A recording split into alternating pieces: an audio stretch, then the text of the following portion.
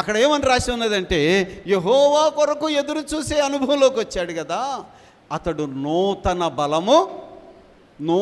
బలము పొందుతాడంట. ఇంతకుముందు ఎన్నడూ ఎరగని బలం అది. నూతన బలం అంటే ఇంతకుముందు ఎన్నడూ ఎరగని బలాన్ని పొందుతాడు. పక్షిరాజు వలె ఏమన్నాడు, రెక్కలు చాపి పైన ఎగురుతాడు.